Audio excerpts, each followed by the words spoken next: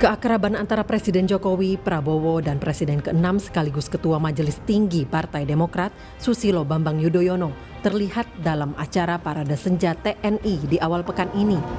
Dalam momen tersebut, terlihat Jokowi berbincang hangat dengan keduanya. Tak hanya itu, Jokowi bahkan duduk di antara Menteri Pertahanan Prabowo Subianto dan SBY. Keakraban yang ditunjukkan tentunya mengundang perhatian. Apalagi hingga kini publik masih dibuat penasaran akan arah dukungan Jokowi di Pilpres 2024. Sebagai kader PDIP, tentunya Jokowi akan turut dengan partai mendukung Ganjar Pranowo sebagai calon presiden. Tapi arah dukungan kedua putranya, Gibran Rakabuming Raka dan Kaisang Pangarep, turut menimbulkan spekulasi kemana dukungan Jokowi akan berlabuh nantinya. Bukan tanpa alasan, pasalnya Gibran Rakabuming yang juga kader PDIP sempat menyebut dukungannya akan sama dengan adiknya Kaisang. Sementara Kaisang yang kini menjadi Ketua Umum Partai Solidaritas Indonesia belum menentukan arah pilihan. Tapi dalam sejumlah kesempatan, Kaisang terlihat dekat dengan Prabowo Subianto. Emangnya beda? Iya, misalnya. Ya ditunggu aja. Berarti ini masih menunggu dari PSI, dari keputusan Mas Kaisang sendiri ya Mas. Kemarin kan Mas Kaisang bilang Nunggu apa? Nanti arah dukungannya bisa beda atau tidaknya tadi. Sama kemarin. Tak sampai di situ, nama Gibran kini santer disebut-sebut masuk ke dalam daftar calon wakil presiden Prabowo Subianto. Namun untuk bisa meminang Gibran, koalisi pendukung Prabowo masih harus menunggu putusan Mahkamah Konstitusi terkait syarat umur calon wakil presiden. Ya, kita tunggu dari MK. Ya, pasti. Pak, soal kemana hasil rapat para sekjen itu akhirnya gimana Pak? Apa sudah ada mengerucut nama atau misalkan? Kita membahas mengenai program visi misi capres. Ya. Nama capresnya belum di ini. Kira-kira kapan Pak Erlangga diumumin dari? Akan dirapatkan antar partai. Ya. Kapan Pak Erlangga? As soon as possible. Nama Bapak katanya. Dengan faktor kedekatan dan anaknya yang disebut-sebut menjadi calon potensial pendamping Prabowo Subianto, apakah menjadi sinyal dukungan Jokowi ke Prabowo di Pilpres mendatang? Atau Jokowi akan tetap tegak lurus dengan arah partainya mendukung Ganjar Pranowo? Tim Liputan Kompas TV.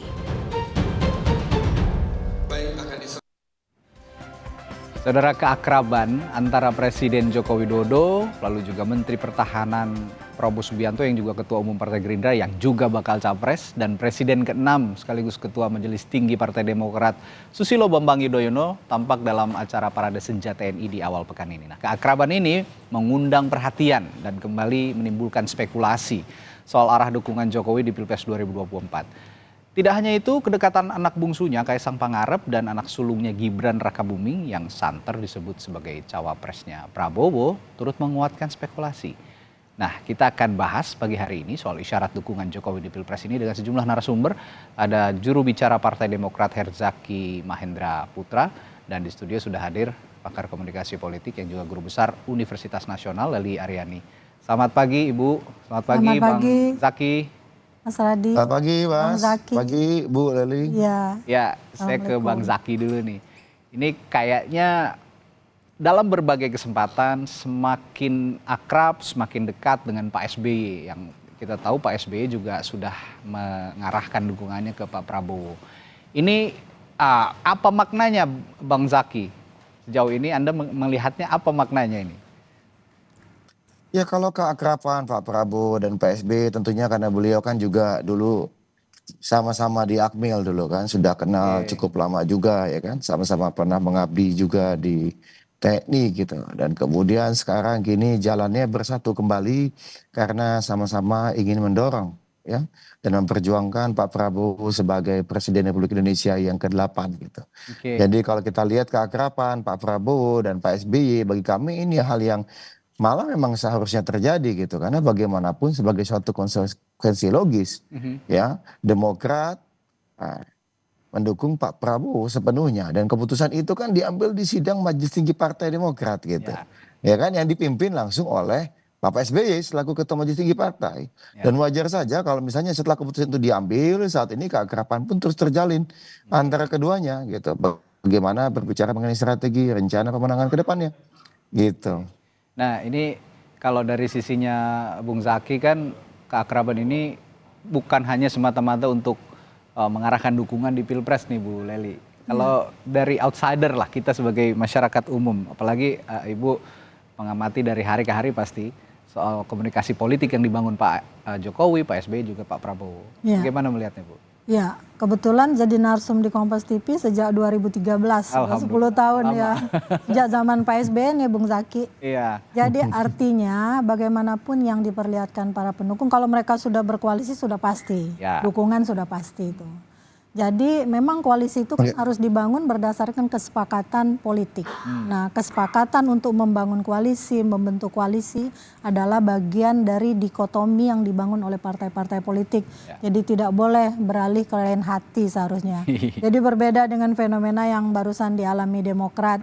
Alhamdulillah sekarang sudah move on kan. Nah, jadi sudah ketemu jodoh yang tepat nih. Ijab kabulnya sudah, saya kira. Tinggal bagaimana momentum itu dibangun berdasarkan kesepakatan dan bagaimana gerak politik ke depan. Komitmen yang diikat oleh satu kekuatan itu biasanya bisa memberikan dukungan. Karena kan ada seperti berkali-kali saya katakan di Kompas, media komunikasi politik yang paling pertama itu adalah organisasi. Organisasi yang terkuat itu adalah partai politik. Nah, baru dilanjutkan dengan media yang lain, ada interpersonal, media massa, dan media sosial sama kelompok kepentingan. Nah, ini yang terjadi adalah media interpersonal namanya. Interpersonal sudah dilakukan dan harus ketemu sampai selanjutnya harus tetap mesra. Ya, itu yang harus diamati bersama, harus tetap mesra karena memang sejak awal simbol-simbol itu sudah diarahkan. Sudah ditunjukkan. Kan ada satu teori dalam komunikasi politik itu animal symbolikum namanya. Nah, animal symbolikum itu jadi orang-orang yang berada dalam suatu politik ya, dalam suatu panggung politik baik panggung depan maupun panggung belakang atau panggung tengah, itu biasanya menonjolkan simbol-simbol dan simbol-simbol itu sendiri sembarangan, mana suka, sewenang-wenang gitu loh. Jadi dia tidak punya makna apa-apa, penerima pesan lah yang menerjemahkan makna itu. Nah, ini masalahnya. Saya juga tanyakan ke Bung Zaki nih. Bung Zaki masalahnya sejak awal Pak Jokowi ini berpolitik lah ya, dari mulai wali kota Solo ya, jadi wali kota Solo, lalu gubernur DKI Jakarta dan akhirnya menjadi presiden di tahun 2014. Selalu menunjukkan simbol-simbol begitu ya Bu ya? Kira-kira simbol-simbol yang mengundang interpretasi publik yang akhirnya ditafsirkan beda-beda begitu. Nah, kalau Anda melihat simbol yang ditunjukkan Pak Jokowi kali ini kuat nggak sih Bung Zaki untuk mengarahkan dukungan di Pilpres? Ya, kalau bicara mengenai sikap politiknya Bapak Presiden, tentunya Bapak Presiden lah yang lebih tepat untuk menjawabnya gitu. Apalagi, tapi kalau kami berbicara mengenai bagaimana keakraban, misalnya saat ini beberapa kali pertemuan, ada Pak Joko Widodo misalnya kemarin bersama dengan Pak Prabowo dan Pak SBY, menurut kami itu hal yang sangat positif. Dan sewajarnya saja, karena bagaimanapun beliau kan presiden. Ya, kemudian ada acara Menhan, ya, ada acara Kemhan yang mengundang para petinggi. Lalu kita tahu bahwa saat ini ya Pak SBY juga adalah presiden, ikut diundang hadir. Karena beliau kan juga militer dulunya, mantan jenderal juga gitu. Jadi menurut kami keakraban bertiganya dengan duduk bersebelahan di acara parade senjata tadi bisa kami lihat sebagai satu hal yang sangat positif. Jadi publik akan melihat apa yang menjadi mimpi Pak SBY, yaitu kebersamaan antara para presiden, Pak SBY, Pak Jokowi. Ya. Kan tinggal dilengkapi nanti dengan Bu Mega. Dan mungkin nanti bisa jadi yang dimaksud yang ke-8 itu mungkin Pak Prabowo kan, berarti kan tinggal missing piece-nya adalah duduk bersama dengan Ibu Mega saja nantinya. Itu pertanyaan saya berikutnya Bung Zaki. Kalau memang positif, Anda mengatakan positif, bagaimana dengan Ibu Mega? Saat ini yang publik harapkan Pak SBY juga ikut dong sama-sama akrab dengan Bu Mega gitu loh. Ya tentu itu kita ingin sekali tentunya. Pak SBY juga sangat terbuka jika misalnya diperlukan ya. Jika memang nanti akan terwujud adanya pertemuan Pak SBY dan Bu Mega, ya kami sangat terbuka gitu. Hanya saja maksud kami tidak perlu juga kita mendorong atau misalnya bagaimanapun beliau berdua ini kan punya kesibukan, punya tugas tanggung jawab masing-masing gitu. Kita tunggu dan kita biarkan saja bagaimana proses ini berlangsung. Karena bagaimanapun kami misalnya, saya ini kan sedang di Pontianak. Saya kemarin misalnya dari Sambas, dari Jawa. Ya pertanyaan besarnya saat ini tentu adalah bagaimana misalnya kita memenangkan Pak Prabowo gitu. Ya. Kita tidak berbicara mengenai hal-hal lain. Ya kebersamaan dengan Bu Mega atau pertemuan dengan Bu Mega mungkin bisa kita lakukan. Tetapi katakanlah setelah kontestasi Pilpres ini selesai. Kan begitu. Tetapi bagaimanapun Mas ya fokus kami saat ini kita berjuang ya untuk rakyat, bangsa, negara. Kami yakini saat ini yang terbaik adalah mendukung dan mengusung Pak Prabowo begitu. Ya, apakah Pak Jokowi menjadi bagian dari ini?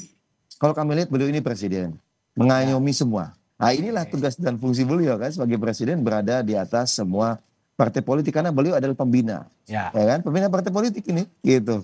Gitu kalau kami melihatnya. Ya, ini kenapa saya tanyakan begitu Bu Leli ke Bung Zaki tadi? Karena konteks Bung Zaki tadi berbicara soal kebersamaan para pemimpin. Bu Mega juga presiden kelima kita gitu kan. Jadi kalau Pak Jokowi ingin mengumpulkan para pemimpin dan para calon pemimpin ya seyogianya Ibu Mega juga bisa didekati. Nah kalau Anda melihat Bu Leli, Partai Demokrat dan juga hubungannya dengan PDI Perjuangan dalam konteks ini, dalam konteks Pilpres maupun juga dalam konteks kebersamaan kepemimpinan jelang 2024 bagaimana? Ya, saya masih teringat nih, setiap kali ada pertemuan antara Bu Mega sama Pak SBY, pasti saya diundang ngebahas di sini gitu. Terakhir itu soal mimpi Pak SBY di sini juga kan kita bahas. Jadi mimpi itu mimpi yang indah. Saya kira mimpi Pak SBY itu adalah mimpi semua tokoh pemimpin. Bahkan saya pernah bermimpi, orang pernah merasa kehilangan dengan Pak Taufik Kemas, figur Pak Taufik Kemas yang dianggap bisa menjadi mediator bagi semua kelompok kepentingan politik gitu kan. Nah realitasnya kita berharap para pemimpin bangsa, terutama para presiden yang pernah memimpin di Indonesia, suatu saat itu bisa reunian gitu kan, berkumpul, bertemukan tempat bertanya semua anak bangsa dari berbagai komponen, dari berbagai latar belakang partai politik. Dan jangan lupa Mas Reddy, Pak SBY itu pernah menjadi menterinya Bu Mega dan menteri kesayangan loh. Waktu itu Bu Mega itu nggak pergi kalau Pak SBY nggak pergi. Nah artinya hanya kemudian memang garis politik yang memisahkan mereka karena harus bertarung menjadi pesaing waktu itu, menjadi lawan tanding kan.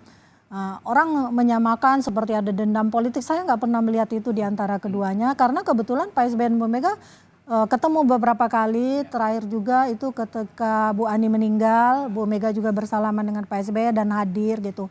Dan ingat juga bahwa pertemuan antara AHY sama Mbak Puan pasti atas pengetahuan keduanya. Pasti atas restu Bu Mega dan restu Pak SBY. Jadi kalau orang berusaha memprovokator misalnya dengan narasi-narasi yang menyakitkan menurut saya. Kadang-kadang teman-teman media bilang tugas Bu Leli itu mendinginkan gitu kan. Jadi provokatornya media gitu. Media juga kadang-kadang.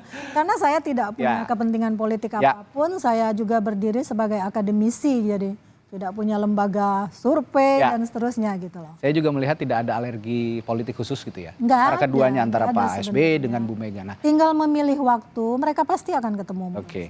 Nah, balik lagi ke dalam konteks dukungannya Pak Jokowi di Pilpres 2024. Saya berandai-andai, saya membayangkan ke depan. Iya, betul. Kalau misalnya nanti hingga Pilpres 2024 berlangsung bahkan pada saat pencoblosan begitu ya. Pak Jokowi sampai detik itu tidak secara lisan ataupun tulisan menyatakan dukungan atau secara absolut saya dukung si A dan saya dukung si B. Sebenarnya apa impactnya untuk bakal calon atau ke calon presiden maupun juga ke politik secara umum di Indonesia? Saya akan tanyakan ke Bu Leli nanti dan juga ke Bung Zaki, tapi kita jeda dulu. Setelah jeda Bu Leli kita akan bahas lagi, tetaplah bersama kami di Sapa Indonesia Pagi. Ya, sebelum jeda tadi saya tanyakan ke dua narasumber saya pagi hari ini, ada Bu Leli Aryani dari Universitas Nasional, soal bagaimana jika Pak Jokowi sampai detik pemilihan presiden berlangsung itu secara lisan maupun detik tulisan. Pendaftaran maksudnya? Pendaftaran maupun nanti setelah pendaftaran begitu, saat masa kampanye itu tidak menyatakan dukungan secara absolut begitu kepada calon presiden baik Pak Ganjar Pranowo maupun ke Pak Prabowo. Dampaknya bagi masing-masing bakal capres atau mungkin di depan nanti sudah jadi capres begitu dan juga kepada publik dan juga kepada politik di Indonesia apa Bu? Ya, tiap momen politik itu pasti punya dampak. Karena itulah makanya politik itu dikatakan tentang influence dan influencer. Jadi dia akan mempengaruhi variabel-variabel lainnya yang berkelindang dalam lingkaran politik. Jadi politik itu adalah influence dan influencer, ya. Nah, karena dinamika yang sama, seandainya itu tidak ditunjukkan, saya ingin nyorotin pertama kali gini. Kalau kita melihat dari etika politik dan etika komunikasi politik, Pak Jokowi yang notabene dibesarkan oleh PDIP mulai dari wali kota, gubernur, lalu kemudian presiden 2014 dengan hanya minim dukungan partai waktu itu. Saya masih ingat banget, kita bahas di sini juga, itu PDIP waktu itu, PKB, kemudian Nasdem. Ada PKPI, itu lagi apa itu? Nah itu PKPI kan bahkan non parlemen waktu itu. Non-parlemen, betul. Melawan partai yang begitu banyak, yang besar, ada PKS, PAN, Gerindra, Golkar dan seterusnya.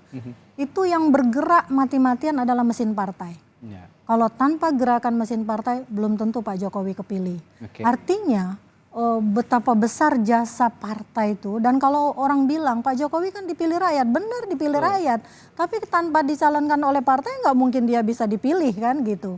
Nah kalau kita lihat dari etika yang sana, saya akan memastikan Pak Jokowi pasti akan mendukung orang yang diusung oleh partainya sebagai rasa ucapan terima kasih.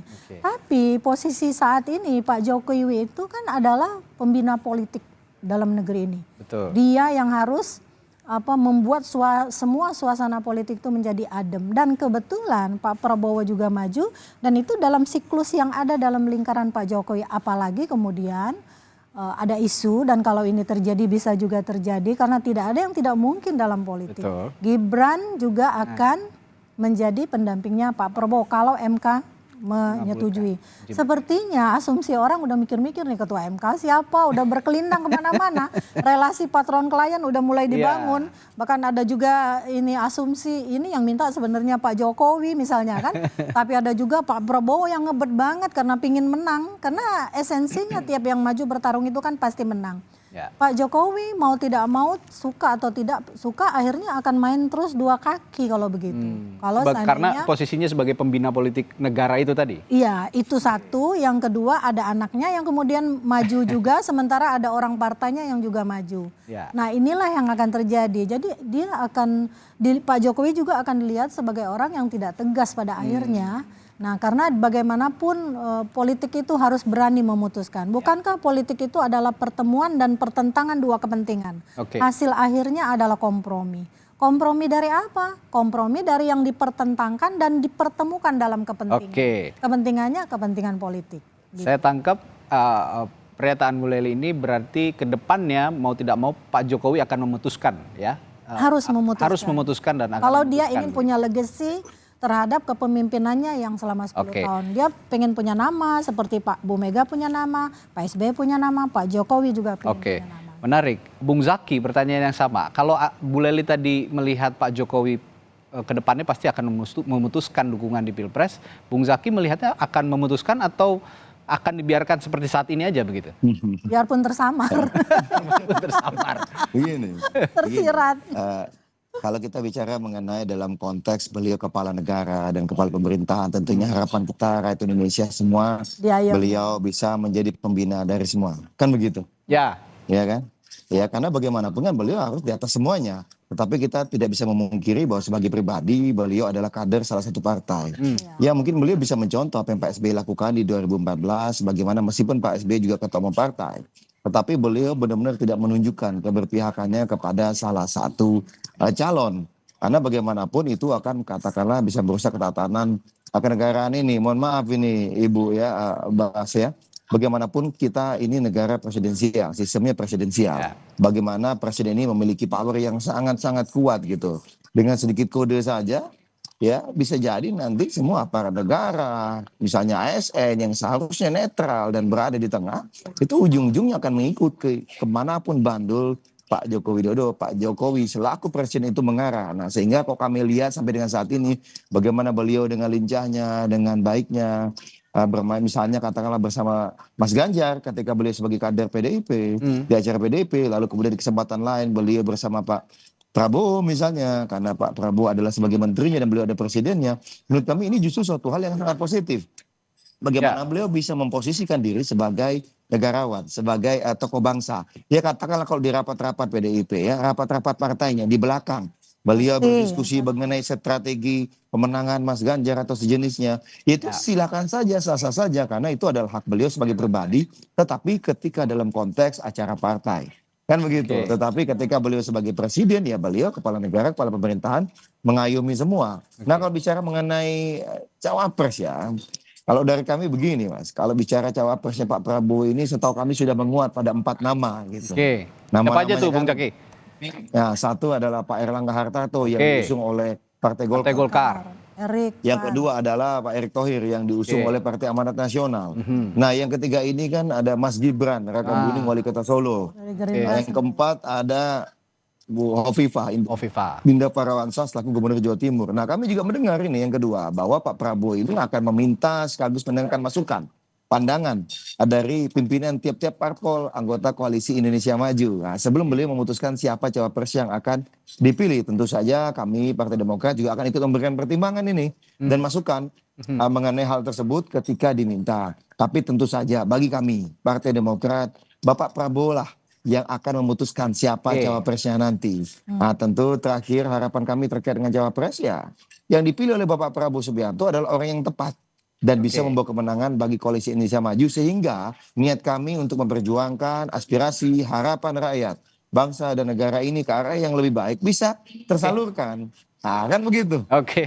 Nah, Demokrat juga nggak punya beban, Mas Radhi. Nggak punya beban. Dibanding dengan waktu dengan koalisi perubahan. Karena meskipun diserahkan kepada bakal calon presidennya, tapi kan ada nama AHY yang juga diiming-iming oleh bakal calon presidennya, yang ternyata tidak jadi. Jadi itu logika yang bermain dalam tiap koalisi partai. Kalau soal Pak Jokowi, saya kira memang dia akan menjadi pengayom bagi seluruh komponen politik di negeri ini ya. Tapi itu tadi benar Mas Zaki bilang. Jadi kan panggung politik itu kalau Erving Goman mengatakan hanya ada 2 wilayah panggung politik. Panggung depan, panggung belakang. Tapi temuan dalam banyak penelitian yang saya lakukan, saya menemukan sebuah model lain dalam komunikasi politik di Indonesia. Itu yang bernama panggung tengah. Panggung tengah itulah wilayah kompromistis antara panggung depan dan panggung belakang. Jadi kalau kemudian ada clue-clue yang disampaikan oleh Pak Jokowi misalnya dari awal dulu sempat diributkan ketika itu presiden ke depan haruslah yang memikirkan rakyat. Saking memikir rakyatnya sampai rambutnya putih. Orang langsung tertuju pada Ganjar. Heboh kan? Sekarang narasinya berubah Bu. Narasinya juga berubah. Akhirnya berubah heboh lagi kan? Heboh lagi. Ini masa orang PDIP nggak mendukung, menunjukkan secara frontal pertentangan dengan partainya. Jadi sebenarnya di belakang panggung belakangnya Pak Jokowi itu menentramkan juga kader-kader PDIP. Cuma kita kan tidak tahu itu. Ya. Panggung depan, panggung belakang, tengah. Ada juga panggung tengah. Nah, pernyataan terakhir soal Pak Jokowi yang kemarin bersama relawan di tengah-tengah relawan menyatakan kalau presiden harus punya nyali, punya nyali, harus berani kalau misalnya diinjak-injak oleh pemimpin negara lain gitu. Nah, ini kan apa ya asosiasinya banyak kepada sosok Pak Prabowo kalau saya lihat begitu karena beliau juga itu menurut Mas Adi ya. Interpretasi saya pribadi ya, tapi itu balik lagi benar kata dua narasumber saya hari ini memang itu ada di sisi Pak Jokowi. Tapi saya tertarik begini Bu Leli dan Bung Zaki. Tadi Bung Zaki mengatakan 4 bakal calon wakil presidennya Pak Jokowi ini, Pak Prabowo ini ada Pak Erik, Pak Erlangga, lalu Gibran, satu lagi Bu Hovifah. Tapi dari 4 ini saya melihat ada 2 yang paling potensial. Pak Erick Thohir dan juga Gibran. Kenapa saya bilang paling potensial? Karena Pak Erlangga marah ntar. Pak Erik ini menteri kesayangan Bu masalahnya. Tapi kalau Gibran kita ketahui sendiri ini anaknya presiden begitu. Nah, kita berbicara Gibran karena ini kedekatan proximity-nya keluarga presiden dengan yang dikaitkan dengan sosok Pak Prabowo. Nah, kalau Bung Zaki melihat kalau Gibran yang diusung atau yang dipilih sama Pak Prabowo nanti, itu hubungannya dengan Pak Jokowi akan seperti apa? Kalau itu bagi kami ranahnya Pak Prabowo lah gitu ya. Dan Demokrat juga, posisi Demokrat bagaimana jika nanti Gibran yang dipilih?